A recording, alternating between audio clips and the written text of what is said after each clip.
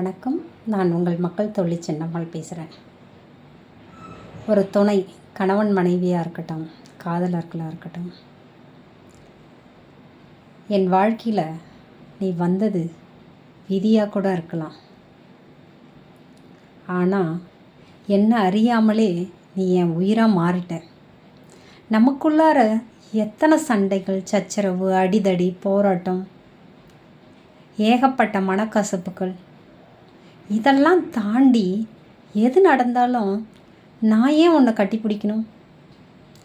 நீயே எனக்காக அழணும், நீயே வருத்தப்படணும். அப்போது நமக்குள்ளார உண்மையான அன்பு இருக்குதுன்னு தானே அர்த்தம்.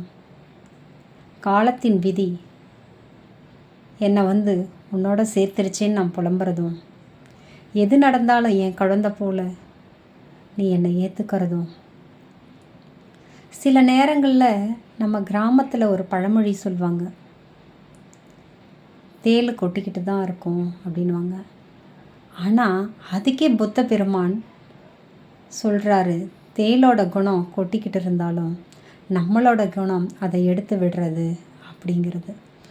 அது மாதிரி தான் என்னமோ சரியான புரிதல் இல்லாமல் உங்கள்கிட்ட நான் பலவிதமாக சண்டை போட்டாலும் சரியாக புரிஞ்சுக்கிட்டு நீ தான் எனக்கான துணை அப்படின்னு என்னை நாள்தோறும் வாழ்த்திக்கிட்டும் என்னை சரிப்படுத்தணும்னு போராடிக்கிட்டும் இருக்கிற.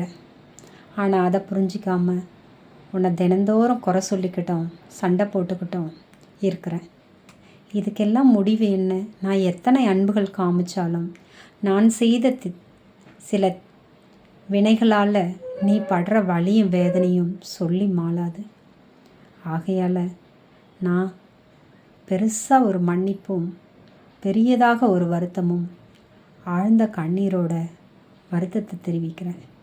இப்படி ஒவ்வொரு பெண்ணுள்ளாரையும் ஒவ்வொரு ஆணுள்ளாரையும் சில புலம்பல்கள் இருக்கத்தான் செய்யும். நன்றி, வணக்கம்.